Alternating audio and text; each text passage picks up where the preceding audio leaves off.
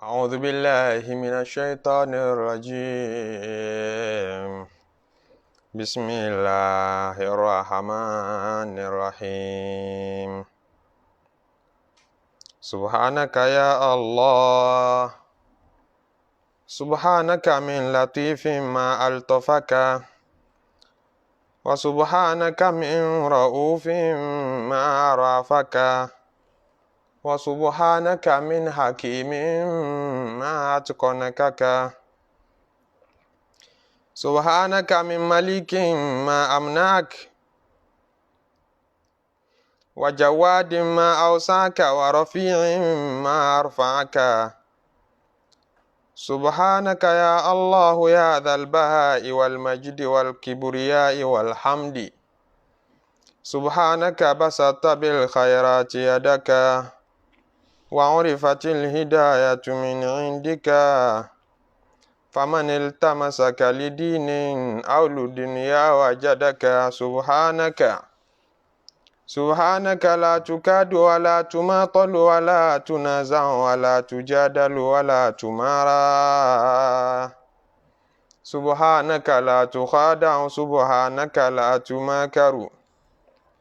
سبحانك سبيلك جد وأمرك رشد وأنت حي صمد سبحانك قولك حكم وقضاؤك حتم وإرادتك عزم سبحانك لا راد لمشيئتك ولا مبدل لكلماتك سبحانك يا باهر الآيات ويا فاطر السماوات يا بارئ النسمات لك الحمد حمدا يدوم بدوامك ولك الشكر ولك الحمد حمدا خالدا بنعمتك يا الله سبحان الله والحمد لله ولا إله إلا الله الله أكبر ولا حول ولا قوة إلا بالله العلي العظيم عدد خلقه ورضا نفسه وزنة عرشه ومداد كلماته اللهم صل وسلم على سيدنا محمد الشفيع المشفع خير خلق الله وعلى الأنبياء والمرسلين وآلهم وصحبهم آل الله. Adá ọpẹ́ fún Ọlọ́run ọba tí ó ṣọ́ wa tó dáàbò rẹ̀ bo ẹ̀mí wa tó fún wa ní àǹfààní láti ṣẹ́kù lójú ọ̀nà Islam ó fún wa lóore láti ṣẹ́kù lójú ọ̀nà ìmánì ó fún wa lóore láti máa gbìyànjú àti jẹ́ ní ire a dúpẹ́ lọ́wọ́ ọba náà a wá dúpẹ́ jíjẹ adúpẹ́ rírí mu adúpẹ́ àlàáfíà adúpẹ́ orí ọ̀tún nínú orí Ọlọ́run tó pọ̀ tá a lè kà tán tá a tiẹ̀ mọ iye tí wọ́n jẹ́ èyí tó ṣe fún wa èyí tó ṣe fáwọn òbí wa èyí tó ṣe fáwọn ọmọ wa èyí tó ṣe fún wa lára àwọn aya wa èyí tó ṣe fún wa tá a fura mà rárá adúpẹ́ gbogbo ẹ̀ níbo l'Ọlọ́run ọba ti tó adúpẹ́ gbogbo ẹ̀ ọpẹ́ tí ò ní lópin àwa tọrọ kí Ọlọ́run atọrọ gí Ọlọ́run atọrọ orí ajẹ́njẹ́tán Ọlọ́run fún ànábì Muhammadu kóre náà kó dórí gbogbo àwọn ànábì Ọlọ́run kó dórí gbogbo àwọn ẹni ire tí wọ́n rólé dá àwọn ànábì Ọlọ́run kó dórí àwọn àfáà wa kó dórí àwọn òbí wa kó dórí gbogbo ẹni ire gbogbo olólùfẹ́ wa nínú ọkùnrin nínú obìnrin nínú gbogbo mùsùlùmí akíra wa pé assalamu alaikum wa rahmatullahi wa barakatuh. tá a máa mú wá sí ti gbọ́ ara wa lọ́sọ̀ọ̀sẹ̀ nínú Suratu Hud òun la tún mú wá lénìí kọ́lọ́njọ́ wúlò fún wa kójú ó ṣe wá láǹfààní níbi tá a tọ ọ̀rọ̀ Ọlọ́run nìdé àyà 50 níbi tọ́lọ́run ti ní wa ilá àdínà akhahum hudan qala ya qawmi ibudullaha ما لكم من إله غيره ما لكم من إله غيره ما لكم من إله غيره إن أنتم إلا مفترون يا قوم لا أسألكم عليه أجرا إن أجري إلا على الذي فطرني أفلا تعقلون ويا قوم استغفروا ربكم ثم توبوا إليه يرسل السماء عليكم مدرارا ويزدكم قوة إلى قوتكم ولا تتولوا مجرمين. Ọlọ́run ń pìtàn àwọn ìjọ Ànábì Hudu fún wa, àwọn Adal Ula, àwọn ìjọ Ad, àwọn ìjọ tọ́lọ́run fún agbára ká ṣe oríṣiríṣi ohun ìjọjú, oríṣiríṣi innovation, agbára masani'a tattakhiduna masani'a la'allakum takhluduna. Nínú ìta bára sọ́gbẹ̀yìn aṣọ mèrè nínú tọ́lọ́run fi kẹ́ wọn tí wọ́n lè fa agbára ṣe, tán lè fi irin rọ, tán lè fòkúta ṣe, tí wọ́n ń dá lára. Ọpọlọ àtagbára sáyẹ́ǹsì tọ́lọ́run fún wọn ó wá jọ wọn lójú,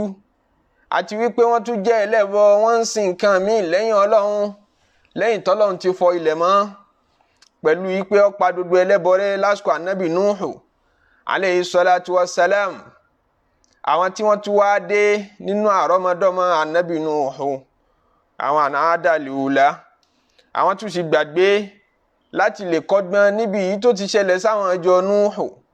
Wọ́n tún wá bẹ̀rẹ̀ sí ní jọ́sìn fún nǹkan míì lẹ́yìn Ọlọ́run látara wípé wọn ò gba nǹkan tí bá ń bẹ ní kọ̀kọ̀ gbọ́, ní tí wọ́n bá fojú rí ni wọ́n gbàgbọ́, ní tí wọ́n bá fẹ̀yìn jú rí ni wọ́n gbàgbọ́, gẹ́gẹ́ bí scientist, gẹ́gẹ́ bí ẹni tó ní gbàgbọ́ nínú physics tó sì lágbára ká dára, ká fi physics dára oríṣiríṣi.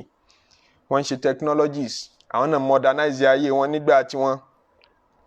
wá jẹ́ wọn ó ṣègbéraga sọ́lọ́run. Ọlọ́run wá gbé Ànábì Hudu dìde sí wọn,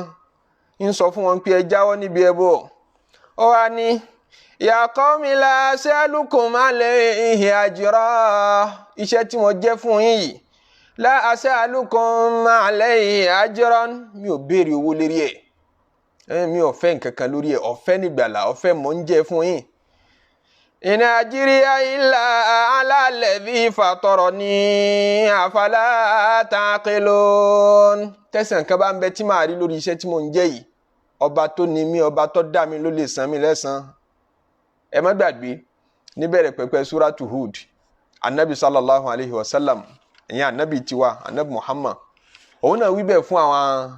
kèfèrí Mákà pé la as'alukum alayhi ajran, mi ò béèrè owó lérí ẹ̀. Ànábì Nuhu tẹ́ bá gbàgbé nígbà tá a bá Surat Hud kan yìí náà débi ìtàn tiẹ̀ náà, wọ́n tún fẹ̀sùn kàn òun náà pé ń wówó ni, iyì ní ń wá, àpọ́nlé ní ń wá, ó fẹ́ gbajúmọ̀ ni, lójú ọmọ wí ìtọ́ yàtọ̀ sí tiwa. Nígbà tí gbogbo wa ti ń sin òòṣà, ìwọ ni wọ́n tún ronú ẹ̀sìn míì ìtọ́ yàtọ̀ sí tiwa sí. Ó fẹ́ kí wọ́n dọ́ ọmọ ní ọjà rí, ó fẹ́ gbajúmọ̀ ní ọjà rí. Wọ́n tún fẹ̀sùn yẹn náà kan Ànábì Nuhu alayhi salatu wassalam. Òun náà ní wa ya qawmi la as'alukum alayhi malan, mi ò béèrè owó lérí tí mò ń ṣe yìí, mi ò béèrè owó tó wáyé pé owó mò ń fẹ́ ni. ṣe bí tí máa sọ pé ẹni tí ó bá gbọ́ Kùránì, ẹni tí ó bá gbọ́ wáàsí kó máa léye tí ó máa mú wá. Ẹ ṣáà rí pọ̀fẹ́ mọ̀ ń jẹ, tá a sì wá yanjú kí ló dé táwọn ànábì Ọlọ́run salawatullahi alayhim tí wọn kì í fi béèrè owó lérí iṣẹ́ jíjẹ́, tá a wá sọ pé sọ́tọ̀ fẹ́ni tí kì í ṣe ànábì Ọlọ́run kó béèrè owó tí wọ́n ń ṣe wáàsí àbí ọ̀tọ̀. Ẹni tí kì í ṣe ànábì Ọlọ́run tí ń kọ́ ọmọ ń kéwú, sọ́tọ̀ kó gbowó lérí àbí ọ̀tọ̀. Ẹni tí kì í ṣe ànábì Ọlọ́run tí ń ṣàdúrà fún yàn, àdúrà òsàn, sọ́tọ̀ kó béèrè owó lérí ẹ̀. Ẹni tí ń kọ́ ọmọ ní ẹ̀kọ́ tafsiri al-Qur'an, sọ́tọ̀ kó gba sálárì lórí ẹ̀. Ẹni tá a yàn ní làdáni mọ́ṣáláṣí, sọ́tọ̀ kó máa sọ pé kẹ́ máa fóun léye kan lóṣooṣù. Ẹni tá a yàn ní ìmáàmù mọ́ṣáláṣí, sọ́tọ̀ kó máa gbowó oṣù, kó ní tówó mi ò bá pé ẹ má bínú, mò ń lọ mọ́ṣáláṣí mi. abára sọ̀rọ̀ lérí ẹ̀ ṣáájú sẹ́yìn tá a dẹ̀ ṣàlàyé níwọ̀nba lórí ẹ̀ pé kí ni àwọn àfáà Islam kí ni òye wọn nípa ẹ̀. ọ̀rọ̀ náà lànàbí Hud náà tí wọ́n sọ yìí pé wàyà qawm ẹ̀yin èèyàn mi la as'alukum alayhi ajra mi ò béèrè owó lérí ẹ̀ in ajriya illa ala alladhi fatarani tẹ̀sán kan bá ń bẹ tí mo ní bùkátà sí lérí iṣẹ́ tí ń ṣe yìí Ọlọ́run ọba ni ó san mí ẹ̀san ọ̀dọ̀ Ọlọ́run mo fọkàn sí afala ta'qilun ó yẹ kẹ́ ẹ ṣe làákàyè. torí ànábì Ọlọ́run tó bá ti dìde wọ́n yára fẹ̀sùn yìí pé owó ní ń wá wọ́n yára fi kàn wọ́n yára fẹ̀sùn owó ń pé owó ní ń wá iyì ní ń wá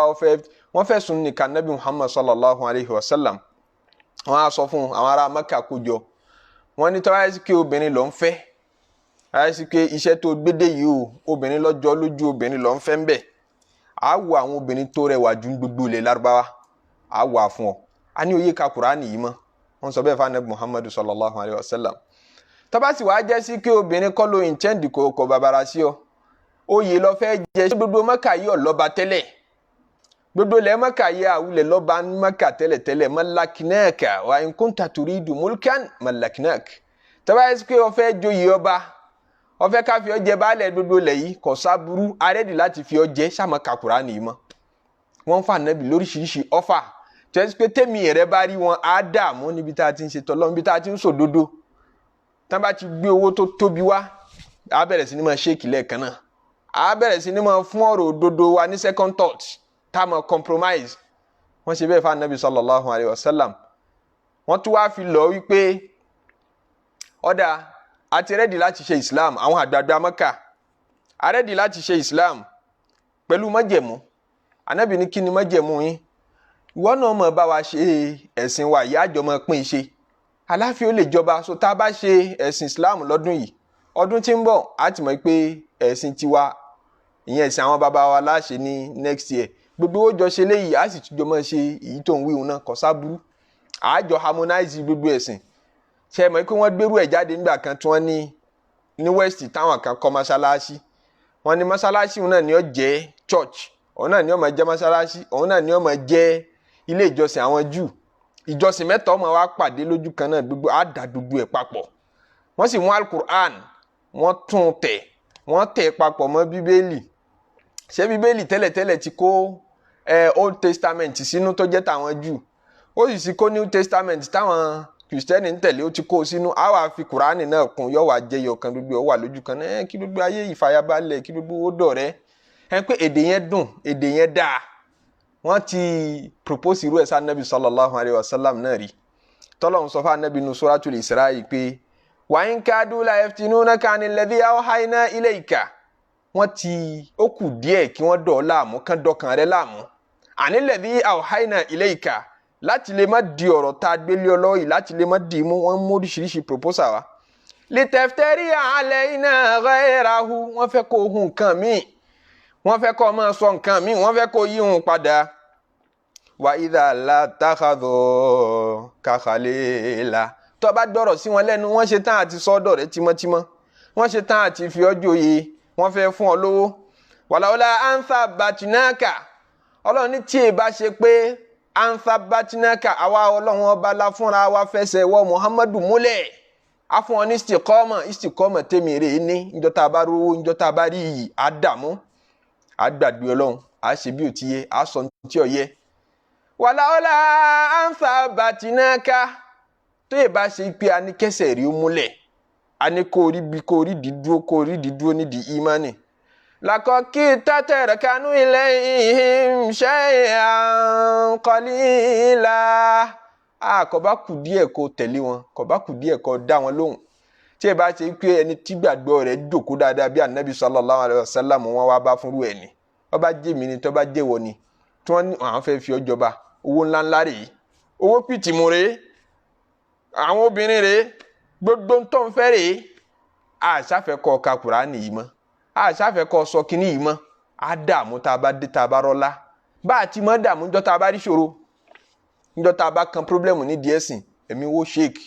mo bẹ lọ́wọ́n ọmọ kò fún mi mo bẹ lọ́wọ́n ìyàwó kò fún mi mo ti ń béèrè owó lọ́dọ̀ lọ́wọ́n ọba láti gbà tí n ti ń kírun mo ń tòṣì sí ni kí ló dé èyí ìṣẹ̀sìn yìí mọ́ bá a ti mọ́ dààmú njọ́ tá a bá rí nira bẹ́ẹ̀ náà ni ìdààmú mọ́ báyẹn njọ́ tí yẹn bá rówó kódà ìdààmú tí máa bá yẹn nígbà tí yẹn bá rówó tí yẹn bá rọ́lá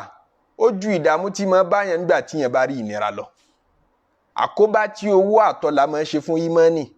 tí máa ń ṣe fún ẹ̀sìn lára yẹn ó ju àkóbá tó sì máa ń ṣe fún ìmánì lọ.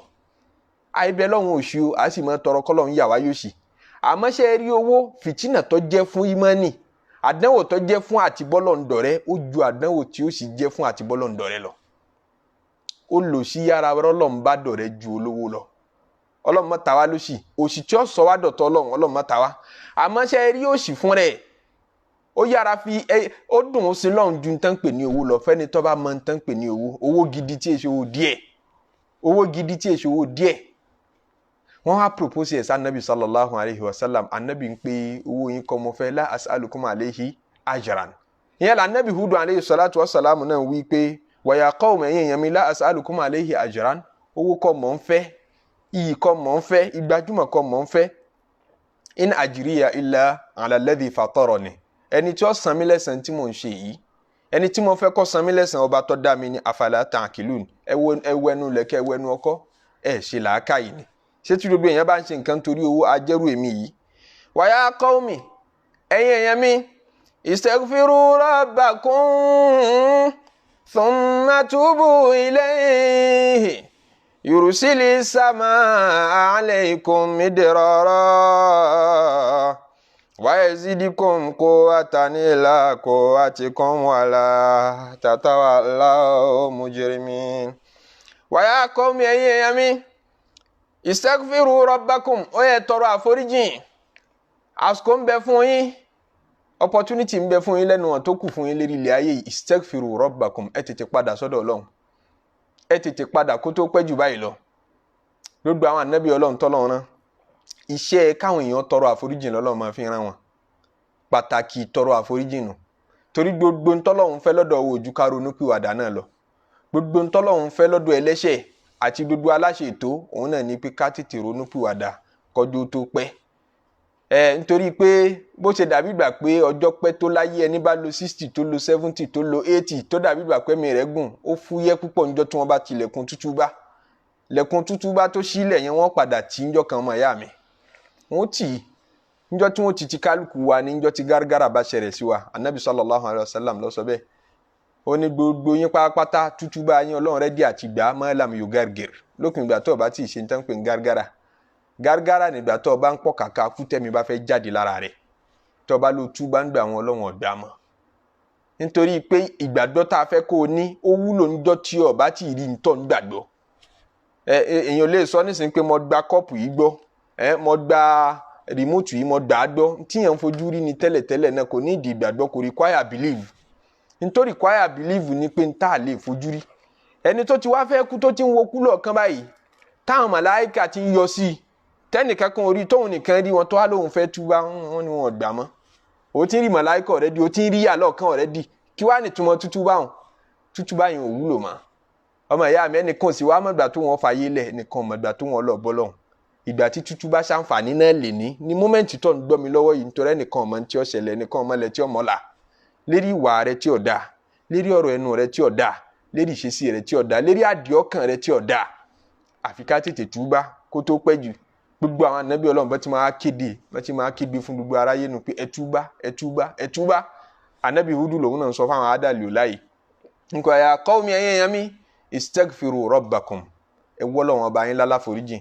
thumma tubu ilayhi tẹ́ bá wá lálàforíjìn tán ẹ túbá lọ bá ìyàtọ̀ oníbẹ̀ láàrin méjèèjì àti sọ́ọ́rí lọ́wọ́ bẹ̀rẹ̀ tẹ́ bá gbàgbé pé ya qaumi istaghfiru rabbakum ẹ tọrọ àforíjìn kíyàn sọ pé Ọlọ́run foríjìn mi kọ́ máa fẹnu wí bẹ́ẹ̀ kọ́ máa rábàbà sọ́dọ̀ Ọlọ́run bẹ́ẹ̀ ní jẹ́ istighfar àtàwọ̀bátù ní pé mo túbá o ìtumọ̀ ẹ̀ ní pé mo fẹ́ ṣiṣẹ́ tọ́ tí mò ń wí mò ń fẹnu wí ní tí n bá ní astaghfirullah tọ́ ọ bá àṣà 1 million kò ṣe é lẹ́ẹ̀mẹ́ 1 million ẹnu lásán ló fi ń wí istighfar ẹ̀ lẹ́nu nù àtàwọ̀bátù ní nígbà tó bá fẹ́ gbégbèsè tọ́ ní pé ìsì wá ní ṣe ṣìnà mọ́ ọ̀dà ọ̀rọ̀ ẹnu mi ọ̀dà mo máa sọ̀sọ́kúsọ yìí ní sọ mọ́ mo máa jalè yìí níjà mọ́ èyí máa mu sìgá yìí mú mọ́ mo máa mutí yìí mú mọ́ gbogbo nǹkan tó mọ̀ nínú ìwà àìdá ọ̀rọ̀ àìdá ìṣesí àìdá tó mọ̀ mọ́ra rẹ tẹ́nìkan ọmọ yẹn àti táwọn èèyàn mọ̀ ọmọ náà níjọ́ tó bá pinnu pé mo fẹ́ dá dúró mi ò ṣe mọ́ náà ń pè ní at-tawba mi ò ṣe é mọ́ mo fẹ́ jáwọ́ látẹ̀ní lọ mi ò ṣe mọ́ náà ń pè ní at-tawba ńlọ́lọ́run ní àfi ká gbìyànjú ká ṣe ká tó wá bá wọn. Istighfar wa ni tó bá ń fẹnu sọ pé ọlọ́run foríjì mi ọlọ́run foríjì mi ọlọ́run foríjì mi yàtọ̀ tí ń bẹ láàrin méjèèjì náà. Anabi Hudu ni ya qawmi istaghfiru rabbakum ẹ̀yin èèyàn mi ẹ tọrọ kọ́lọ́run foríjì yín ó rẹ́dí àti foríjì yín thumma tubu ilayhi wá ṣiṣẹ́ tọ́ kó foríjì yín kò gbọ́dọ̀ jẹ́ sí pé ọ̀rọ̀ ẹnu lásán tẹ́ẹ̀mà ní ọlọ́run foríjì mi ọlọ́run foríjì mi tẹ́ ó tún máa wí ó tún máa jó kódà kò ní dénú ọkàn rẹ̀ níbi tó ti ń wí ó kúnlẹ̀ Yorùbá astagfirullah astagfirullah astagfirullah yóò sì máa jó ẹ máa hàn pé ṣé kò mọ túmọ̀ tó ń wí ni àti demonstration tí ń ṣe yìí action rí ọjọ́ tó ń wí ìtumọ̀ astagfirullah ni pé ọlọ́run foríjì mi yáàfì mi ọlọ́run foríjì mi yáàfì mi nígbà tó wá ní kọ́lọ́run foríjì hàn kọ́ yáàfì rẹ tó wá ń jó báyìí ṣé o ti mẹ̀ṣẹ̀ lẹ́sẹ̀ nù ṣé o ti mọ̀ túmọ̀ ọ̀ràn tó dánù pé astagfirullah àbí yẹn ń béèrè nǹkan kan lọ́dọ̀ ọlọ́run tó ń béèrè ká ọ lára ọtún wa mú jó dání a bá ń ṣàzíkìrì a bá ń rántí ọlọ́run tá à ń ròyìn ọlọ́run tá à ń sọ ìwà ròyìn ẹ̀ tí ó bá bá orin dé èèyàn lè mọ́mọ́ gbà tí ó mọ̀ mí sọ́tún tí ó mọ̀ mí sósì àwa kọ́ la gbé ijó wa ó ṣeéṣe kí ijó fún rẹ̀ ọ wá sí ni lára látara àdùnnú gẹ́gẹ́ bó ṣe ṣe Ja'far radiyallahu ta'ala anhu níwájú anabi sallallahu alayhi wa sallam níjọ́ tá anabi sọ pé Ja'far wọ jọ mí Ja'far wọ yìí jọ mí inú rẹ̀ dùn kọ̀mọ̀gbà tó ń jó níwájú anabi ní jó láyé rẹ̀ ní lùlù fún ìdùnnú àzíkìrì ìrántí ọlọ́run a máa bí kíyàn mọ́ mi sọ́tún mi sósì tó bá jẹ́ bí orin àbó jẹ́ bí kọ̀sídà àbó jẹ́ bí nàṣídù kan láǹkà àmọ́ níbi tá a bá ti ń tọrọ àforíjì pé ọlọ́run foríjì mi ọlọ́run kẹ́ mi ọlọ́run ṣàánú mi kó tó wá di pé a máa jó sí ìyẹn máa wá fi jó sí ọmọ Yorùbá bá ó bùkátà jó púpọ̀ ẹ̀sìn tí ó bá ti ní jónú ọmọ Yorùbá ò lè ṣe Christianity farabalẹ̀ láwọn ìlú òyìnbó nígbà tó délẹ̀ Yorùbá wọ́n fi lù sí wọ́n fi jó sí gidi nígbà táwọn alásàlátù náà sì rò pé ẹ máa ti torí ijó kó àwọn ọmọ wa lọ ẹ̀rẹ́jà náà fi jó sí àsàlátù ká fi sí ijó yẹn ló kù tí kálukú wọn spirituality ò sí ń bẹ̀ mọ́ ní fífa mọ̀ ń lọ àsàlátù mọ̀ ń bẹ lọ́nkọ̀ gbà nítorí pé ọ̀bẹ ọ̀ ń jó ni ìyẹn máa bẹ̀bẹ̀ báwọn ibi ijó náà téèyàn náà bá bẹ̀ ọ́ nígbà tó bá ṣì ọ́ tí wọ́n ń bẹ̀ ọ́ tí wọ́n ń fi gíta yín bí títí ń bẹ̀ àbí tí ń dápara ṣóòlù ti bẹ̀ ọ́ ó ní kò tí ì mẹ̀ṣẹ̀ lẹ́ṣẹ̀ ni tíyẹn bá ń tọrọ àforíjìn sẹkínà gbọ́dọ̀ wà lára ẹ̀ wàkọọrù gbọ́dọ̀ wà lára ẹ̀ ó dẹ gbọ́dọ̀ ṣe stilhamu ntòǹwì yẹn kó wà nínú máìndì rẹ pé mo ṣe lọ́hùn tòótọ́ kó ọmọ rẹ tí ẹ̀ṣẹ̀ rẹ mọ́mẹ́ǹtì tó ń tọrọ àforíjìn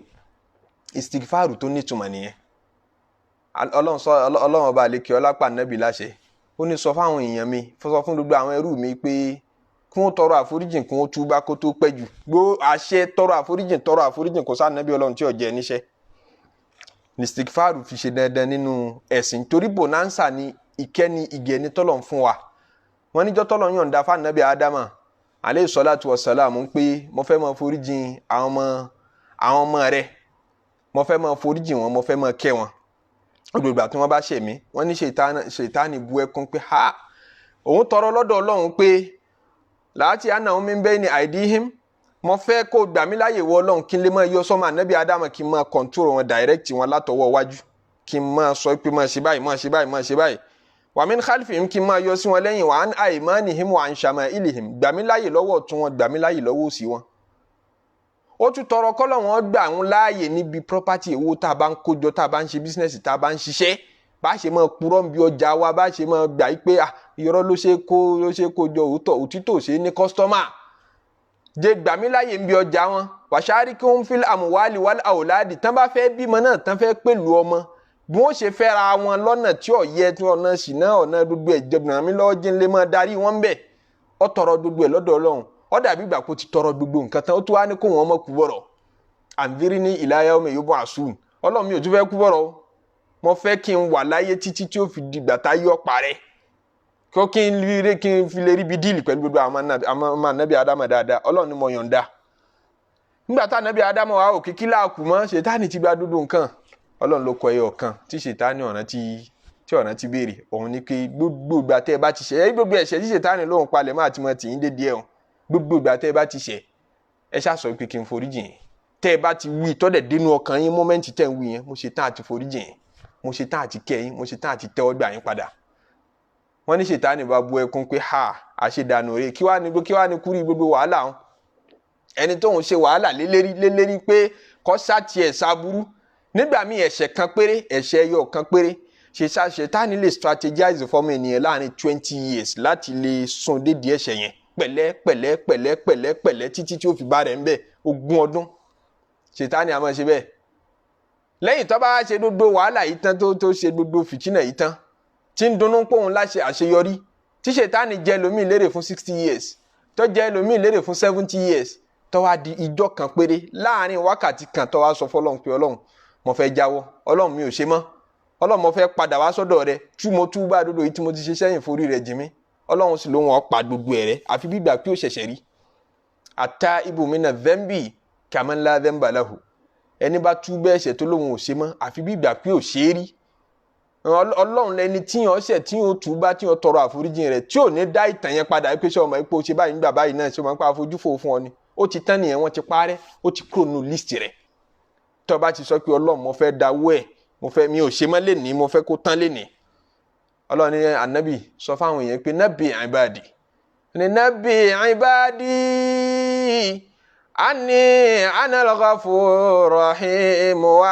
anna adhabi huwa al-adhabul alim nínú suratul hijri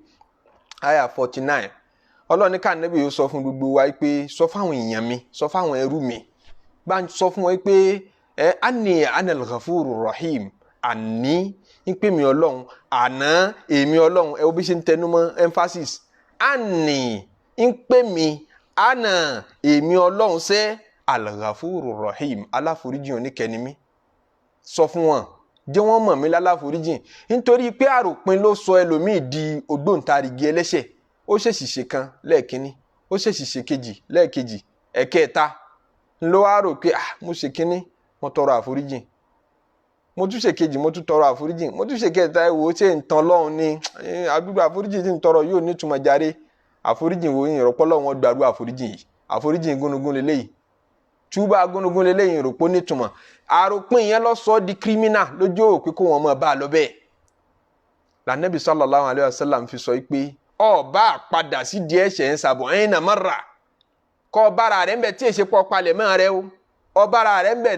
ní tó lé 70 times Ọlọ́run ṣe tá àti mọ̀ tún ọgbà padà nígbà tó ṣèṣìṣe tó tú wá banújẹ́ torí nínú májẹ̀mú táwọ́bà ní kínú rẹ̀ ọba jẹ́ lérí tó ṣe ń pé mo sì wá ṣe báyìí kọ́ wá kábàámọ̀ pé ìmbá ti mọ̀ ṣe é kọ́ kábàámọ̀ pé kò bá dẹ̀ dáa kó jẹ́ sí pé mómẹ́ǹtì tí ọ̀rẹ́ mi wá mi wálẹ̀ kan tó fi gbégbó ọtí òun wá kó tiẹ̀ má wàá bá mi lé òun kábàámọ̀ nù nínú májẹ̀mú táwọ́bà lọ́wà tírú tó bá ti bá rẹ nínú stéètì bẹ́ẹ̀ ajá sí pé tó bá sọ fọ́lọ́run pé foríjì mi ọ̀rẹ́dì àti foríjì hàn lẹ́ẹ̀kan náà níbi tó ti ń sọ ọ̀hún ó ti pa tó ṣe rẹ́ tó bá ti ní nínú ọkàn yìí pé mi ò ní débẹ̀ mọ́ mo dẹ̀ wá pinnu báyìí pé mi ò ṣe bẹ́ẹ̀ mọ́ gbogbo ọ̀nà tó bá yẹ kí n gbà bóyá ní bálágbájá ìṣọ̀rẹ́ mọ́ náà ní kí n má bàa mutí mọ́ bóyá ní bátàmọ̀dò ìṣọ̀rẹ́ náà ní kí n má bàa mọ́ sọ̀sọ́kùsọ mọ́ ọ̀dọ́ lágbájá yìí ní ìtìmọ̀ gbọ́dọ̀ kúgbọ̀ mi ò ṣe mọ́ ó dá mi ò ní bá aṣọ̀rẹ́ mọ́ jẹ́ n delete nọ́mbà rẹ̀ jẹ́ n blọ́ọ̀kù rẹ̀ níjọ́ tó bá ti gbèrú gbèsè yẹn ajá sí pé o serious ọ̀dẹ̀ wà sincere nídìí táwọ́bà rẹ̀ nù Ọlọ́run lóhun ṣe tán àti gbà ọ́ asẹ̀fúrúlà kọ́ bá jẹ́ yọkan péré ló wí kọ́ ọmọ wí 1 million asẹ̀fúrúlà lásán tó bá wí kúnrú condition tó wà yẹn Ọlọ́run ti gbọ́ ó ti gbà ó ti pa gbogbo ẹ̀ṣẹ̀ nẹ̀rẹ́ ibi Ọlọ́run nífẹ̀ẹ́ wa dénú anabi sallallahu alayhi wa sallam ó dá wa lẹ́kọ̀ọ́ pé àwọn màláíkà méjì ní tẹ̀lé wa káàkiri tí wọ́n máa kọ́ṣẹ́ wa tí wọ́n máa kọ gbogbo wọ́n máa rìkọ́dù gbogbo ń tà ń sọ ma yalfidhu min qawlin illa ladayhi raqibun atid ń tó bá jáde lẹ́nu rẹ̀ nínú ọ̀rọ̀ àti tó ń ṣe níṣẹ́ náà inna ladayhi lahafidhin Ọlọ́run ní a ní àwọn tán mójútó yín kiraman katibin alápọ̀nlé ni wọ́n tán kọ gbogbo ń tẹ̀ ń ṣe ya'lamuna ma taf'alun wọ́n jòkó lọ́tún wọ́n jòkó lósì wọ́n mọ́nítọ̀ rẹ̀ ní gbogbo ìgbà gbogbo ntọ́ bá sọ ntọ́ bá ṣe gbogbo ẹ̀ pátápátá kọ̀ pamọ́ fún wọn. wọ́n ní nígbà tí ẹrú bá ṣàṣìṣe àbọ̀ bá ṣàṣìṣọ nínú ọ̀rọ̀ tí ò yẹ kó sọ tọ́ bá sọ màláìkà tí máa kọ aburú kalẹ̀ tọ́ bá fẹ́ kọ́ màláìkà tí máa kórí ọ̀wà sọ fún pé kó dúró ná kó mí kọ́ ẹjẹ́ àwò bóyá yóò túbá ẹ jẹ́ á wò bóyá yóò tọrọ àforíjìn, ẹ jẹ́ á wò bóyá yóò repent immediately ní location àti spot tó ti ṣàṣìṣe àbí tó ti ṣiṣọ́ ọ̀hún. wọ́n máa retí kó túbá. Aládìsí mi tó ní wákàtí 6 ni wọ́n fi káwọ́rọ̀ tí wọ́n ní ti rìkọ́dù ẹ̀ bí tọ́lọ̀ nífẹ̀ẹ́ wa dé níbi tọ́lọ̀ ńláàánú wa dé. wọ́n káwọ́rọ̀ láàrin wákàtí 6 pé ẹ jẹ́ á wò bóyá yóò regret tó sọ yìí, yóò túbá lẹ́ẹ̀kan náà. owó olówó tó mú yìí ẹ jẹ́ á wò bóyá yóò tètè dá padà. tán bá wọn bá káwọ́rọ̀ fún wákàtí 6 wọn bá rí kí àkókò tó ń ṣe fàájì ní inú rẹ̀ ń dùn pé òun ṣoríire, ẹ̀wọ̀n ṣẹ̀ṣẹ̀ wá kọ́ kalẹ̀ ńgbà náà. tán bá tún wá kọ́ kalẹ̀ wọn ní ẹ kọ́ kalẹ̀ lẹ́yọ̀ kan, tó bá jó oore ló ṣe wọn ní ẹ kọ́ kalẹ̀ ní kán multiply by 10, àmọ́ tó bá já burú wọn ní ẹ mọ́ multiply ẹ fílẹ̀ lẹ́yọ̀ kan òun náà. Ọlọ́run ní nabi ibadi, anabi sọ fáwọn ẹrú mi pé anni anal ghafurur rahim, aláforíjì ni mí, oníkẹ́ ni mí. Wa anna adhabi huwal adhabul alim, àmọ́ ìyà mi náà lágbára o, tí n bá bínú ìbínú mi àmọ́ lágbára. Sọ bẹ́ẹ̀ fún wọn pé mi ò fẹ́ bínú sí wọn. Ẹ̀rí Ọlọ́run emphasize ìyà, Ọlọ́run emphasize ìkẹ́ àti ìgẹ̀ ju ìyà lọ torí pé ìkẹ́ àtàánú rẹ̀ ó ju ìbínú rẹ̀ lọ. Ó tún sọ ń bomi fún Ànábì pé kul ya ibadi alladhina asrafu ala anfusihim la taqnatu min rahmatillahi inna Allaha yaghfiru dhunuba jami'an innahu huwal ghafurur rahim. Ànábì sọ fún àwọn ẹrúsìn mi Ọlọ́run alladhina asrafu ala anfusihim, àwọn tí wọ́n ti ṣìṣe, ó ti ṣìṣe gan nínú ayé. Ó ti wá ṣìṣe débi pé ó ti rò pé ṣé báyìí náà lọ́lọ́run máa sáré foríjì yàn. Ọ̀tọ̀ Ọlọ́run gidi ni bíbẹ̀ tí wò mí yìí. Ó ti ro rẹ̀ débi tí ọlágbára asrafu ala anfusihim, ọba tara ẹ̀ jẹ́, ìtumọ̀ rẹ̀ nu. Asrafu ala anfusihim, ọba tara ẹ̀ jẹ́ jìnnà. Sọ fún wọn pé la taqnatu min rahmatillah, má jà kàn pé Ọlọ́run tún lè fi ọ́ sínú àwọn wàlí rẹ̀. Má jà kàn pé Ọlọ́run lè fi ọ́ sínú àwọn wàlí rẹ̀. Inna Allaha yaghfiru dhunuba jami'an, kò sí ẹ̀ṣẹ̀ ohun tọ́lọ́run ò lè foríjìn. Kò sí ẹ̀ṣẹ̀ ohun tọ́lọ́run ò lè foríjìn. Innahu huwal ghafurur rahim, toro òun lálá foríjìn, toro òun ló níkẹ́. Nínú Suratu Zumar àyà 53 ni ó ti wí bẹ́ẹ̀. Lọ́gangan yẹ jẹ́ ìpìtàn kékeré kan nípa ìtàn kan nínú àwọn ẹni Ọlọ́run tó ti lọ tán pè ní Malik ibn Dinar. Àáfàá yẹn bá àwọn sàhábà kọ̀ọ̀kan tẹ́mi wọ́n gùn láyé. Tabi'in ni àwọn tó bá àwọn sàhábà láyé bẹ́ẹ̀ la máa pè ní àwọn tabi'in. Ó wá jẹ́ àáfàá tán máa fi ọ̀rọ̀ rẹ̀ ṣàpèjúwe nínú Islam fún gbogbo tó bá jọmọ́ bẹ̀rù Ọlọ́run àti káráyé sá. Ìkan gbòógì, ìkan nínú àwọn aṣáájú nínú àwọn abẹ̀rù Ọlọ́run. Tán bá ń sọ̀rọ̀ àwọn ẹni Ọlọ́run nínú Islam, wọ́n dá akọ rẹ̀. Wọ́n bá ti pìtàn àwọn sàhábà tán, fún ní first list ní Malik ibn Dinar ó wà. Òun náà fi bẹ̀rù Ọlọ́run bẹ̀rẹ̀ ìgbésí ayé ẹ̀. Kò fi bẹ̀rù Ọlọ́run bẹ̀rẹ̀ káríà rẹ̀. Ó ní bóun náà ti ń ṣayé rẹ̀ tẹ́lẹ̀tẹ́lẹ̀ kó tó wá di pé Ọlọ́run tàn mọ́lẹ̀ ìmánì sí lọ́kàn. Kó tó di pé Ọlọ́run tàn mọ́lẹ̀ àti fara àti ṣẹ̀sìn àti ti taratara ṣẹ̀sìn. Kì í ṣe kèfèrí tẹ́lẹ̀ náà o, àmọ́ kì í ṣe lẹ̀sìn. Ó wá dá àfáà gbà nínú Islam, ó wá dá aráyé sá, ó wá dóhùn wáàsí ńláńlá. Bó lọ́lọ́run ti lò wọ́n béèrè lọ́wọ́ ẹ̀. Àfáà kan tán pè ní Ibn Qudama, al-Imam Ibn Qudama al-Maqdisi, òun ló pa ìtàn yẹn nínú kitabu Tawabin. Ó ní wọ́n béèrè lọ́wọ́ Malik ibn Dinar an sababi taubatihi, ní pé bó ló ṣe tó fi ríbi túbá níwọ̀ tẹ́lẹ̀ tó jẹ́ sí pé ẹni ayé ni ọ́. Ó ní kuntu shurtiyan, tẹ́lẹ̀ abọ́ba ṣe ni mí, àwọn tán máa jẹ́ bodyguard àwọn ọba tán máa jẹ́ bí ọlọ́pàá ni mo jẹ́ tẹ́lẹ̀. Wa kuntu munhamikan ala shurbil khamr, ó ní mo sì jẹ́ nìkan tí ọtí mímu rẹ̀ kọjá là, èmi èmu ọtí, èmi èyọ ọtí mu, mo tẹ̀rì síbẹ̀ pátápátá ni, mo wà so addicted nígbà tí mo tí.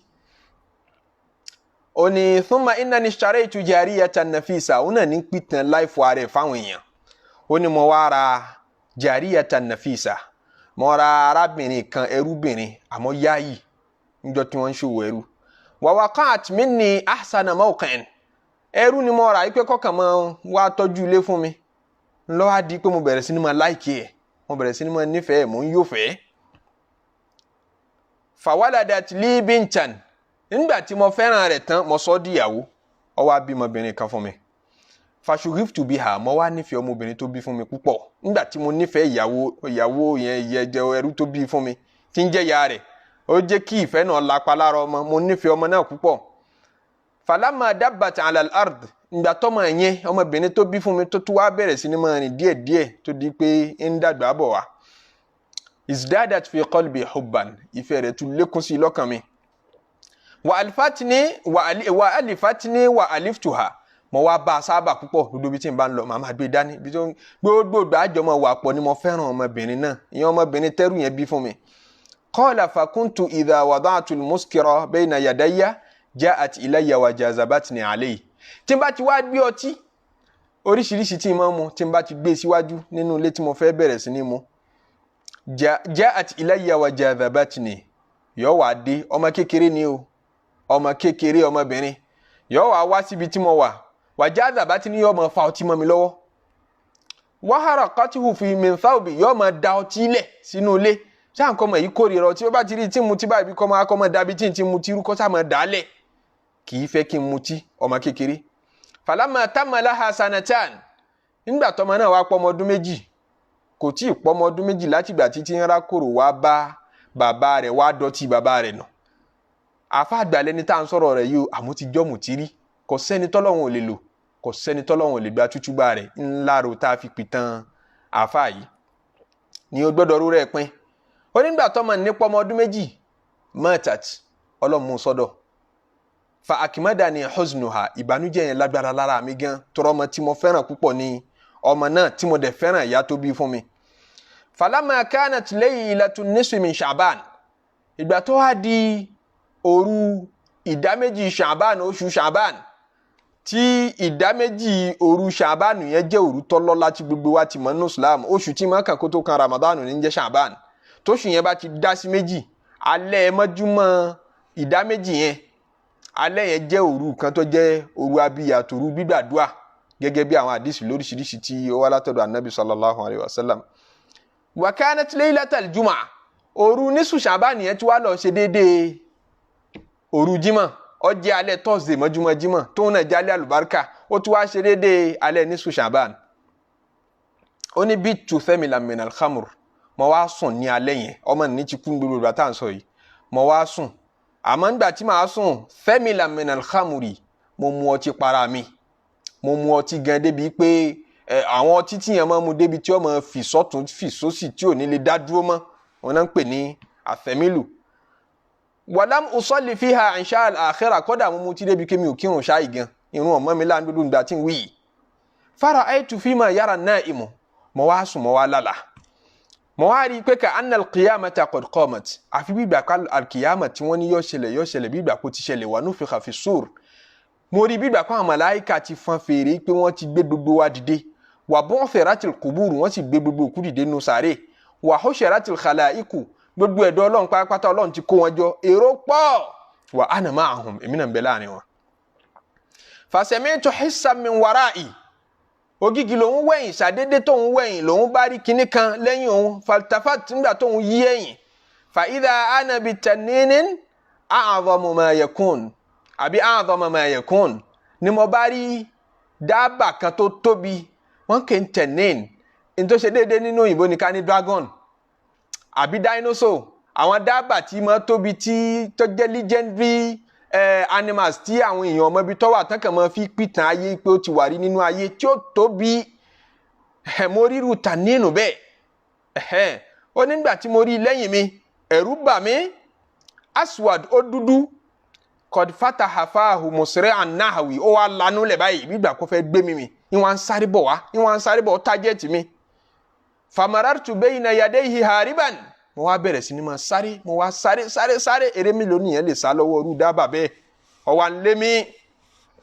fazi'an ẹ̀rù ń bà mí mar'uban àyà mi ń já famarartu fi tariqi bi shaykhin naqiyyi thawb ibi tóun ti ń sáré lòun rí bàbá àgbàlagbà kan ó jòkó lẹ̀ aṣọ funfun lọ́wọ́ aṣọ rẹ̀ mọ́ tayyibir ra'iha òun tí ń dẹrùn lára bàbá yẹn dáa fasalamtu alayhi òun sálámà sí farodda salam ó dáhùn sálámà òun ẹni rẹ̀ kan lẹ́ni yóò jẹ́ fakultu ayuha sheikh òun ní bàbá yìí ajirni min hadha tanin ó sì lámì ó sì gbà mí lẹ̀ lọ́wọ́ dábà tí ń lé mi yìí ajarakallah Ọlọ́run ó ṣàánú wọ́n náà ṣàánú mi bàbá yìí ṣàánú mi bàbá yìí òun fẹ́ sádi fabaka sheikh ni bàbá yẹn bá bẹ̀rẹ̀ sí ní sunkún wa qala li bàbá yẹn sọ fún mi pé ana da'if mo lẹ̀ mi ò lágbára ọmọ mi ò lè ràn ọ́ lọ́wọ́ wa hadha aqwa minni kí ni dábàá tí ń lé ọ yìí ó jù mí lọ ó lágbára tí mi náà bá ní mo fẹ́ gbà ọ́ lẹ̀ àfàìmọ̀ kọ́mọ ṣe mí léṣe ọmọ akiduru alayhi mo sọ́ọ̀rì mi ò lè ṣàánú rẹ̀ walakin murra àmọ́ máa sáré lọ wà á sìnrìn kọ́ ọ̀dẹ̀ kọ́ ọmọ dúró rárá tètè máa sáré lọ fala Allah ó ṣe é ṣe kọ́ ẹ́ sí pé ọlọ́run á yù tí halaka ma yunjika minhu bóyá ó lè là ọ́ bóyá ó lè fi nǹkan kan hàn ọ́ nínú opportunity tó lè sá eré síbẹ̀ tí ó kọ́ ọ̀là lọ́wọ́ kínní yìí ó ní fawallaytu hariban alátọ́lá tó fi dẹni eré ní pìtàn fara ayé yìí o ó ní fawallaytu hariban ojú oorun lọ́lọ́run ti bá a sọ̀rọ̀ ojú oorun lọ́lọ́run ti ṣe wáàsí fún ìjọ kan náà nìyẹn yí padà kò sí bí yẹn ti lè burú tó bọ́lọ́run ọba yíyàn padà ìṣẹ̀lẹ̀ kan náà ni ó ṣẹlẹ̀ tí ó fi mú wáàsí abẹ́lọ́run ọba kọ́ mọ́ fi ìṣẹ̀lẹ̀ gbóná yí wa padà ẹ̀wọ̀n lẹ́lòmíì ọlọ́ tí ó ti dẹni rí tó tí ó fi túbá ẹ̀wọ̀n yìí àfi kó dénú ẹ̀wọ̀n ọmọ lẹ́lòmíì ó pàdánù owó lẹ́lòmíì ó jùnù ìtọ́jọ́ lójúnú ayé property tó kójọ yẹn àfi tó bá parẹ́ lójú ẹ̀ tán kó tó wá dẹni mọ́sálásí kó tó wá dẹni tí ń kírun wákàtí márààrún àmọ́ abẹ́lọ́run pé ruddana ilayka raddan jamilan ọlọ́run tó bá fẹ́ dá wa padà sọ́dọ̀ rẹ̀ tó bá fẹ́ gba tútúbá wa má jẹ́ kọjọ́ náà gbígbóná ló fi ṣe wáàsí fún wa pẹ̀lẹ́pẹ̀lẹ́ náà ni ó já ronú ká pìwàdà nínú àlàáfíà nínú fàyàbalẹ̀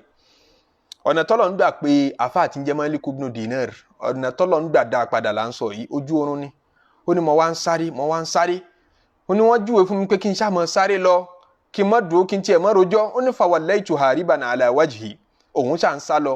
fasa'atu ala shurfin min shurafil qiyama òun wá rí òkè kan ọ̀gá lòun bá mú pọ̀n òun gun òkè náà fa ashraftu ala tabaqati niran òun wá gun òkè yẹn nígbà tó gun òkè yẹn lòun wá rí àwọn iná ló wá lọ gbáà tí iná tóbi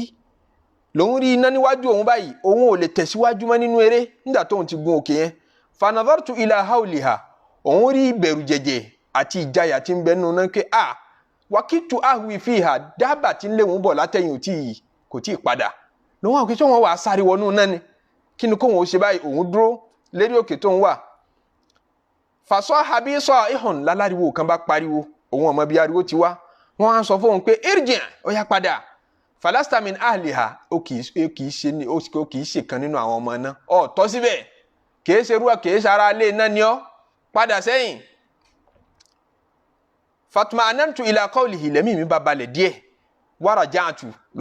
lòun bá padà sẹ́yìn waraja'a tanunu fi talabi kíní tí ń léhun bíi dragon tó tóbi yẹn kò dẹ̀yìn lẹ́yìn òun tún léhun lọ náà ni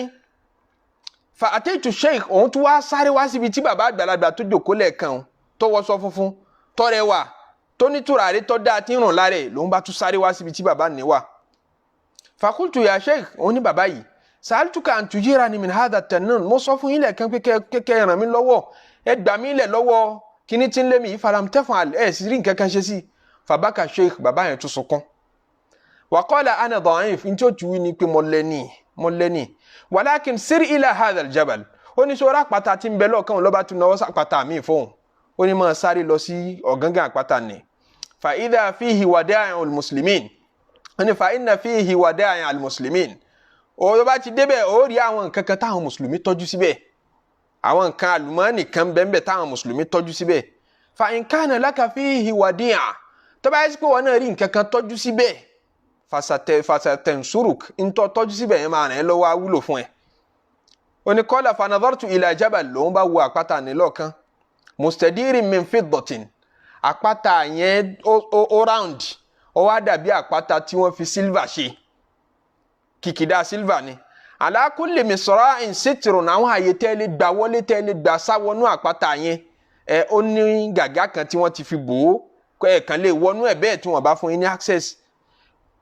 wọ́n ní falamma nadhartu ila aljabal wallaytu ilayhi hariban òun wá bẹ̀rẹ̀ sí ní máa sáré lọ sí tówọ́sì àpáta yẹn ojú oorun náà ni ó ní watanninu min wara'i kíní tí ń léwùn yẹn kò yé lé mi ń ṣe ń bẹ lẹ́yìn mi hatta idha qarubtu minhu ìgbà tó ń dọ́ gangan àpáta yẹn tó ń súnmọ́ pẹ́kípẹ́kí saha ba'dul malaika lòun bá tún gbọ́ ariwo kan ju ariwo àwọn màláìka ni wọ́n bá ní irfa'u sutur ẹ̀ sílẹ̀kùn fún waftahu al-masari' fala'alla li hadha al-ba'is fikum wadi'atan tujiruhu min aduwihi ó ṣe é ṣe kọkùnrin yìí tó ti wá ràn lọ́wọ́ sọ́tún sósì tí ò rí yìí tí wọ́n ń lé yìí ó ṣe é ṣe kó rí nǹkan tí ó ràn lọ́wọ́ nínú ilé yìí ẹ ṣílẹ̀kùn fún ó ní fa idha suturu qad rufi'at lòun bá rí pé àwọn gàgá nìṣí wal masari'u qad futihat fa ashrafat alayya min tilka al-makhramati atfalun àwọn ọmọ kéékèèké kan wá jáde sóhun gbà tóun wọnú ilé yẹn tán òun fẹ́ wọlé kò tí ì wọlé àwọn ọmọ kéékèèké kan wá ń jáde sóhun àwọn ọmọ kéékèèké bí wujuhin kal aqmar àwọn ojú wọn dàbí òṣùpá wa qurbat tanunu minni ẹ̀kíní tí ń léhun ó tún sì súnmọ́ òun pẹ́kípẹ́kí òun ò tí ì wọlé fatahayyartu fi amri òun ń dààmú lọ́wọ́ fa idha ana bibnati lòun bá rí ọmọbìnrin tí òun bí láyé ọmọ ọdún méjì ọmọ tó bí lábìkú ni fa idha ana bibnati òun rí pé ọmọ mi rèé allati matat ọmọ tó ti kú qad ashrafat alayya ma'ahum òun náà wà nú àwọn ọmọ kéékèèké tí wọ́n ń jáde láti inú ibi tápàtà ní surround tán jáde wá bá mi ń bẹ̀ falamma ra'atni bakat nígbà tó ọmọ mi rí mi ó ní bakat omi ẹkún jáde lójú tòun náà wa qalat ó wá sọ pé ya abi bàbá mi wallahi ó ní hadha abi wallahi ó ní bàbá mi rèé ń sọ fáwọn yòókù rẹ̀ ń pè bàbá mi rèé ó ní thumma wathabat alayya ó wá fò mọ́ mi lẹ́ẹ̀kan náà hatta mathalat bayna yadayya tó fi déwájú mi famaddat yadaha shimala ila yadi al-yumna ó wá nawọ́ òsì sí mi báyìí ó fi mú mi lọ́wọ́ ọ̀tún ó fà mí lọ́wọ́ fata'allaqtu biha lòun náà bá dì í mú ó ní wamaddat yadaha al-yumna ọmọ bíbí inú rẹ̀ tó fayé lẹ̀ lọ́dún méjì péré ó ní ó wá na ọwọ́ ọ̀tún rẹ̀ ila tanim sí dábà tí ń lé mi tí ń bẹ lẹ́yìn mi tá a fi wé dragon yẹn ó lọ nawọ́ sí ọwọ́ ọ̀tún fawalla hariban dábà yẹn rí ọwọ́ yẹn ó sì sá padà ó rí ọwọ́ ọmọ kékeré yẹn ó sì sá padà thumma ajlasatni ó wá gbé mi jókòó ó mú mi wọlé wa darabat yadaha al-yumna ila lihiyati ó wá fọwọ́ ọ̀tún rẹ̀ gbá irun gbọ̀n mi mú báyìí ó wá ń sọ fún mi pé wa qalat ya abati ó ní bàbá mi alam ya'ni lilladhina amanu an takhsha'a qulubuhum li dhikrillahi ó wá káyà yẹn fún mi ó ní ṣé kò tí ì tásìkò ní bàbá mi ṣé kò tí ì tásìkò tẹ́ ronú pìwàdà ní alam ya'ni lilladhina amanu níbi tọ́lọ̀ ti sọ pé ṣé kò tí ì tásìkò ní fún gbogbo olùgbàgbọ́ tí ń mutí fún gbogbo olùgbàgbọ́ tí ń ṣèrànà fún gbogbo olùgbàgbọ́ tí ń jalè tí ń lu jìbìtì tí ń purọ́ jẹun alam ya'ni lilladhina amanu gbogbo ìwọ tó ń ṣàì lójútì sáwọn òbí rẹ̀ ṣé kò tí ì tásìkò ní an takhsha'a qulubuhum li dhikrillah ṣé kò tí ì tásìkò tí wọn náà gbọ́ wá sí tẹ́mì rẹ̀ ọ̀rọ̀ ìjà kò ní parí ṣé kò tí ì tásìkò tí ó jẹ́ kẹ́mì rẹ̀ rọ̀ ni láti lè gbọ́rọ̀ Ọlọ́run ọba ó ní fàbàkéèjì mo gbọ́ àyà yẹn mo sì bẹ̀rẹ̀ sí ní mo sunkún ìgbà tó ń wá sunkún tán wa qultu ya ibnati ló ń wá ní ọmọ mi wa antum ta'rifuna al-Qur'an bó ló ṣe mọ Qur'an ká nígbà tó fàyè lẹ̀ ọmọ kékeré ni ó mọ Qur'an ká ẹ tún mọ Qur'an ká ń bí ni faqalat ó lọ́mọ ní ya abati bàbá mi nahnu a'rafu bihi minkum àwa mọ Qur'an jù yín lọ qultu òun bá tún ní fa akhbirini ani tanin bó wá ní dábàá tí ń lé mi yẹn ṣe jẹ́ alladhi arada an yuhlikani tó fẹ́ pa mí rẹ́ tí ń lépa ẹ̀mí mi bó ló ti jẹ́ qalat ọmọ mi ní dhalika amaluka su bàbá mi àwọn iṣẹ́ tẹ́ gbáyé ṣe àwọn iṣẹ́ ẹbí ni àwọn náà formulate ni wọ́n di dábàá yẹn ni wọ́n lé yín amaluka su àwọn ìwà tó ṣe tí ọ̀dà tẹ̀m̀bẹ̀lẹ̀kún gbogbo ìjà tó dálẹ̀ láyé gbogbo ọ̀rọ̀ tó pa láyé gbogbo ṣìnà tó ṣe láyé tó túbà rẹ̀ gbogbo jìbìtì tó lù láyé tó túbà rẹ̀ tó dówó lówó padà gbogbo àwọn nǹkan bí tó ṣe tó fi ń dunnú tó fi ń ṣàyọ̀yọ̀ gbogbo wọn ni wọ́n sarajọ ni wọ́n sarapọ̀ ni wọ́n fọ́ọ̀mù dinosaur ni wọ́n fọ́ọ̀mù dragon tí ń lé ọ̀hún. kọ̀wé ìtàwó ti jọ́ lágbára orí bó ti tóbi ni ìwà rẹ̀ tó burú lójó tóbi tó bẹ́ẹ̀ kọ̀wé ìtàwó ó fún un lágbára fa arada an yugrikaka fi nari jahannam ó rí i pé nígbà tó lé ọ débi àpáta tí iná wà inú rẹ̀ dùn ó fẹ́ kó fẹ́ lé ọwọ́ bẹ̀ ni iṣẹ́ yẹn fẹ́ tẹ̀lé ọ débẹ̀ gbogbo wa bí rẹ̀ pátápátá ibi tí ó tẹ̀lé ọ dé tínú wọn fi dùn páwọn ṣàṣeyọrí ni kí wọ́n rí ipò dọmọ náà ibi tí ṣètánì ó tẹ̀lé ọ dé tí ó fi rí ipò òun ṣàṣeyọrí lérí ọ̀rọ̀ rẹ̀ ni kó dọmọ náà ọlọ́mọ ṣe wá lọ́mọ náà kúlùtù òun wá ní fa akhbirini ani sheikh wọn wá rí bàbá kan ó wọṣọ funfun ó dùn rí tùràrí ń bẹ lára ẹ̀ bóun ni bàbá yẹn jẹ́ ṣàlàyé rẹ̀ fún mi alladhi maratu bihi fi tariqi mo kọjá láre mo bá sọ̀rọ̀ pé kó ràn mí lọ́wọ́ kò rí mi ràn lọ́wọ́ qalat ọmọ mi ní ya abati bàbá mi dhalika amaluka salih àwọn wárí kọ̀ọ̀kan tí wọ́n náà ráyé ṣe nù àwọn wárí kọ̀ọ̀kan mọ́sálásí ẹ̀ kọ̀ọ̀kan lílọ Ramadan ẹ̀ kọ̀ọ̀kan gbígbà tọ́gbà àwọn kẹtọ̀ ẹjẹ́ mi náà rọ́jú ṣe sàárà yìí lé ní àwọn ẹ̀kọ́ kan yẹn àwọn ni bàbá yẹn àwọn ni wọ́n fọ́ọ̀mù láti di bàbá tó jòkó lẹ̀ yẹn kọ́dé adaftahu ó ti sọ ọ́ dọ̀lẹ́ kò ní power mọ́ ibi tó yẹ kó ti rescue rẹ̀ kò rí ọ̀ràn lọ́wọ́ hatta lam yakun lahu taqatun bi amalika su ó di pé kò lè fight ìwà rẹ̀ tí ò dáa kó wá rí ọ yọ lọ́wọ́ kíní tí ń rí ọ yẹn kò lè rí ọ help lójú ọmọ sunkún qalat ọmọ mi bá tún ní yabnati qultu yabnati bàbá yẹn ní òun wá ń sọ fọmọ pé wa ma tasna'una fi hadha al-jabal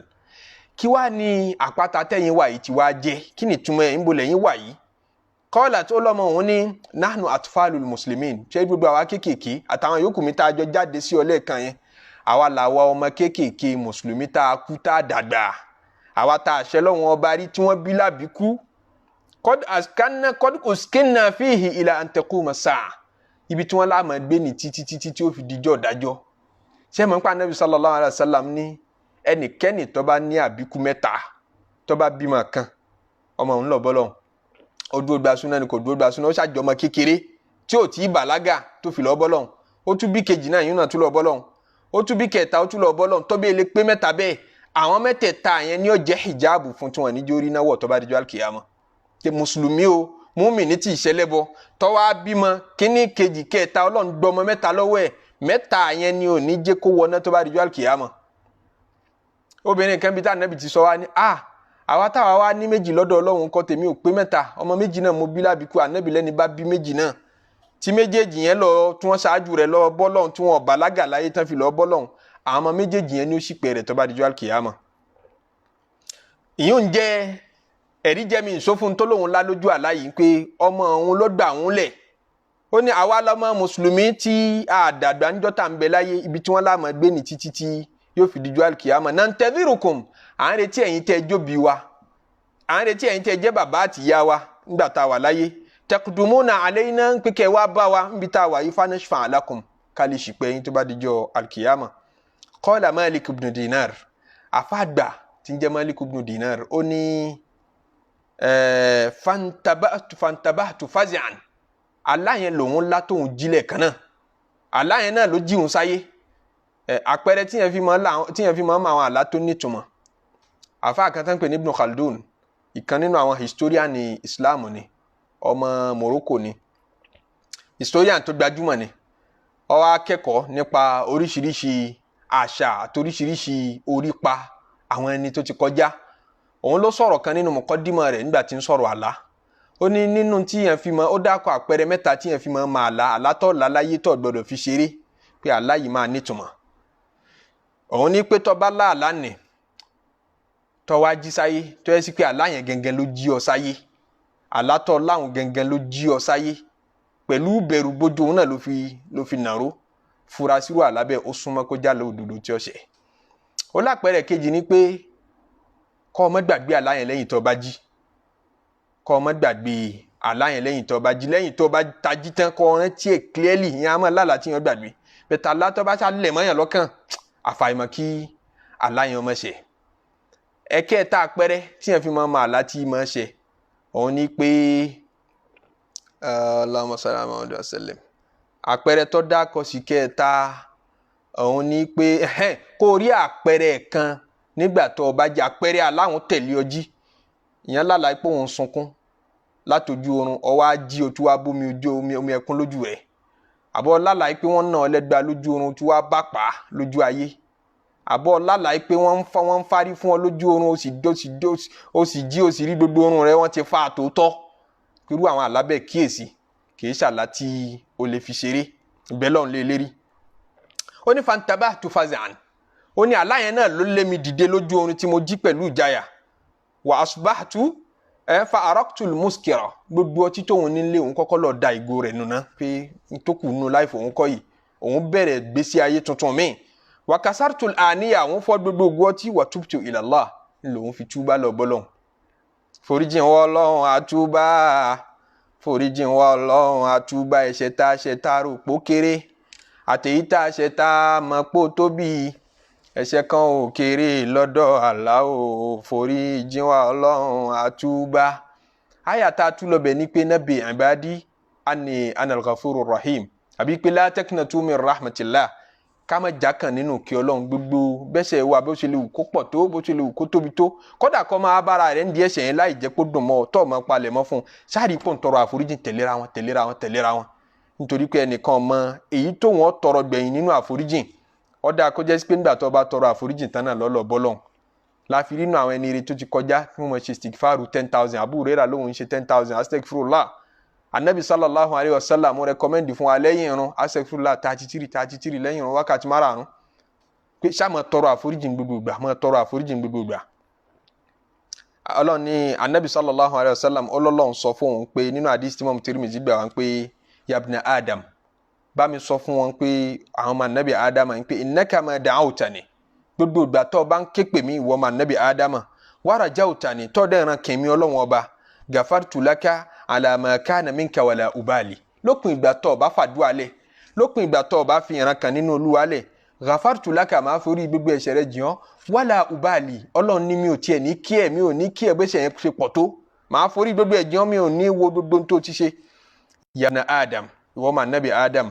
law balagha zunubuka anana sama ẹ̀ṣẹ̀ rẹ̀ ó bá pọ̀ kó wá gadé òréré sánmọ̀ mọ́jọ́jọ́ láyà thumma astaghfartani lópin ìgbà tó bá ti lè ronú débi kọ́ sáà máa ṣe stigfaru kọ́ máa tọrọ àforíjìn gafartu laka Ọlọ́run ní máa àforíjìn ọ́ wala ubali mi ò ní kí ẹ̀ kí ni ó tẹ̀yìn ẹ̀ bọ́.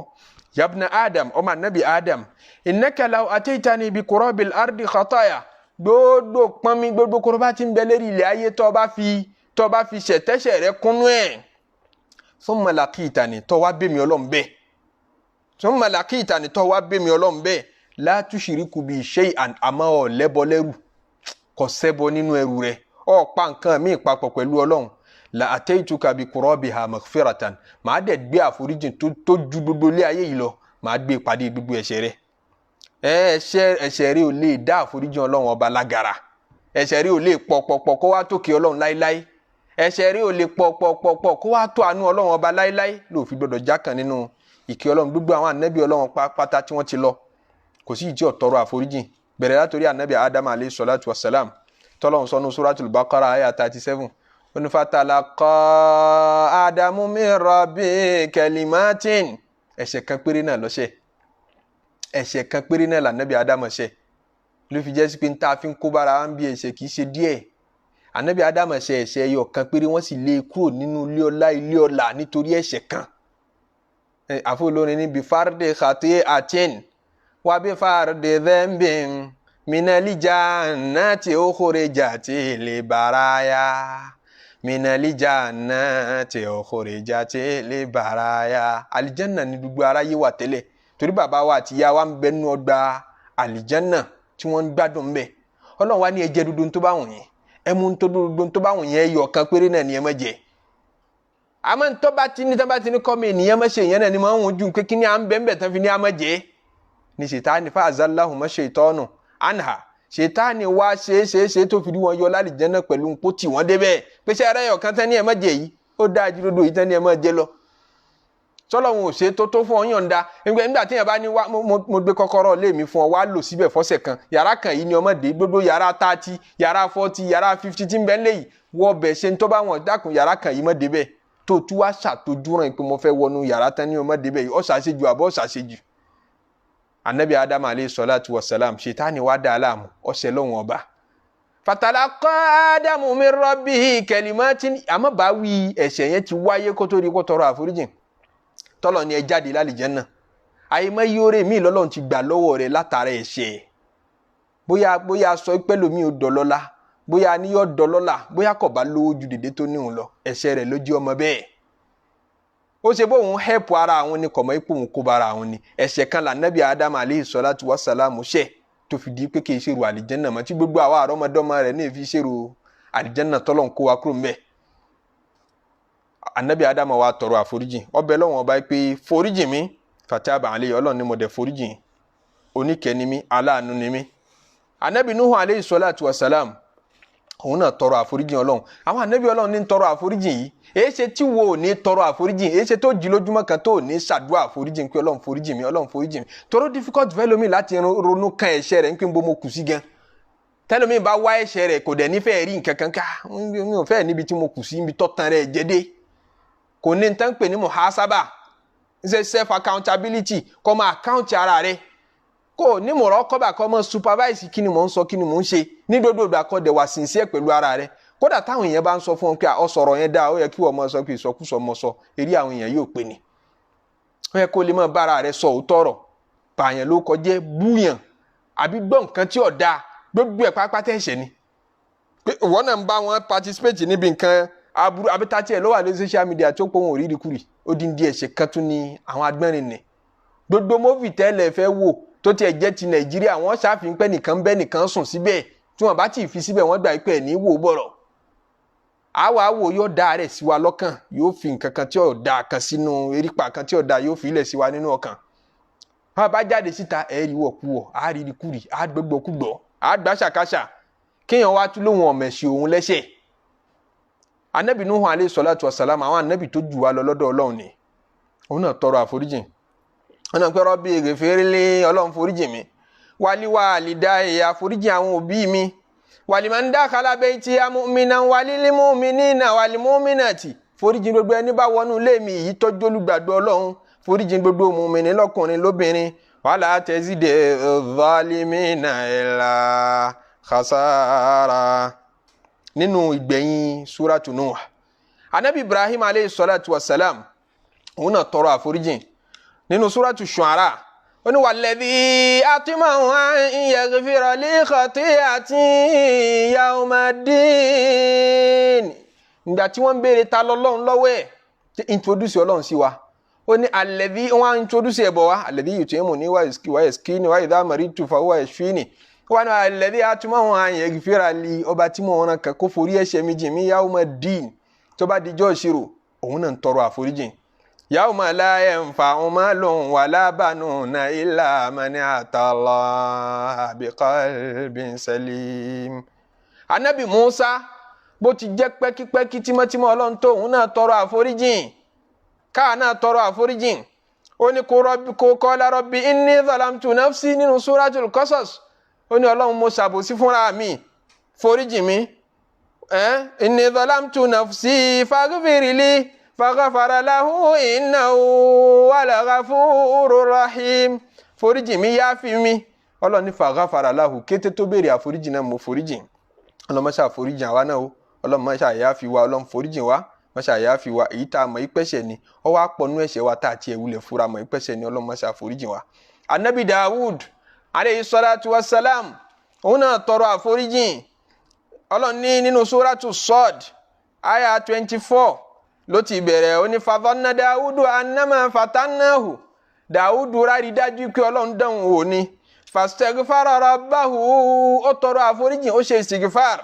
Wa kharra raki'an wa anaba. Faghfarna lahu dhalika, lẹ́yìn tó tọrọ àforíjìn Ọlọ́run ní mo foríjìn. Faghfarna lahu dhalika wa lahu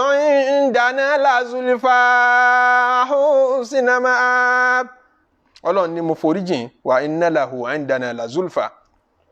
Nígbà tí mo foríjìn tán mo wá wọ ọmọdọ̀ pé ó di pẹ́kípẹ́kí mi. Am benefit àforíjìn nù. Tọ́lọ́run bá foríjìn yẹn tán yóò tún wá forí kan lé lẹ́ẹ̀kan náà. Kì í já foríjìn lásán pé foríjìn mi mo foríjìn ọ́, báyẹn kọ́. Foríjìn mi mo foríjìn ọ́, ó yá gba oore yìí kún oore ọwọ́ rẹ̀. O lè rí sójú kó mọ́ lóore, ó dẹ̀ lè má dààmú kọ́lọ́n ti forí kan lé ọ lọ́wọ́. Àmẹ́nìkan ò ní tọrọ àforíjìn kó oore kan má tẹ̀ lọ́wọ́ níbi títí ń jòkó àforíjìn yẹn. Lẹ́fìn ní gbogbo ntọ́ bá fẹ́ tọrọ lọ́dọ̀ Ọlọ́run ní bùkátà pàápàá kọ́kọ́ tọrọ àforíjìn náà. Torí ẹnu rẹ ti dọ̀tí, àfi kó kọ́kọ́ jẹ́ kẹ́nu èèyàn mọ́ ẹnu tó fi bọ́lọ̀ ń sọ̀rọ̀. Nígbà afẹ́ ṣàdúrà kan wọ̀nyẹ́ kọ́kọ́ ṣe istighfaru ṣáájú náà. Tẹ́ ẹ bá ti tọrọ àforíjìn ọ̀nà ti ṣí báwọn. Kódà láì tí ìbéèrè oore ti tẹ̀ ọ́ lọ́wọ́ rẹ dì. Míyàn bá ń tọrọ àforíjìn, ja'ala Allahu lahu min kulli dhikin faraja bá Nabi sallallahu alaihi wasallam ṣe sọnù. Gbogbo ẹni bá ti dún ní má foríjìn, Ọlọ́run ó máa la ọ̀nà oore fún gbogbo ọ̀nà tó bá fún pinpin tí yóò máa rí tiẹ̀ ṣe nínú ayé. gbogbo ibi táwọn èèyàn bá ń dé tá bá ń pé kò easy tóun bá débẹ̀ yóò dẹ̀ rọrùn òun gan onímọ̀ bó ṣe rọrùn àforíjìn tó tọrọ láàárọ̀ ni astaghfirullah tó ṣe 33 ó ti ṣe 100 ó ṣe 300 ó ṣe ń tọ́ lágbára kò ṣeé fi ṣeré lẹ́yìn tọ́lọ̀ lóun foríjìn Dáúdù tán ó ní ya Dáúdù inna ja'alnaka khalifatan fil ardi ó yá mo sọ́dà léfà lẹ́nìí mo sọ́dọ̀ba mo sọ́dọ̀ lọ́lá ó wá dá lọ́lá lẹ́yìn àforíjìn. Anabi Suleiman aleyhi salatu wa salam tó gbogbo wọn lọ́dọ̀ Ọlọ́run àwọn náà ń tọrọ àforíjìn jàtán mo retí bẹ́ẹ̀ qala rabbi ghfirli nínú suratu Sad lòun náà ti ń tọrọ àforíjìn pé Olúwa àforíjìn mi wàhábùlì mọ́lìkan gbà tó tọrọ àforíjìn tán tó sì máa ń pé ìkẹ́ máa tẹ̀lé àforíjìn ni àforíjìn nìkan ò ní dá wa ó ní hábùlì mọ́lìkan mọ́ afẹ́kọ̀ọ́ dá mi lọ́lá ọlá tó yẹ pé láyé ń bági ilẹ̀ ahadin min ba'di ẹnu kan tún ní ṣe wú ọláhùn mọ́nú ayé lẹ́yìn mi innaka antal wahhab mo mọ̀ ipò lè fún mi lọ́dọ̀ rẹ̀ ọlọ́ni fasakharna lahu rih mo foríjìn ó yá mo yọ̀ǹda atẹ́gùn fún ọ mo ṣe atẹ́gùn rọ̀ fún ọ ó yá máa tajri bi amrihi máa pàṣẹ fún atẹ́gùn haisu asọ́ gbogbo bí tó bá fẹ́ lọ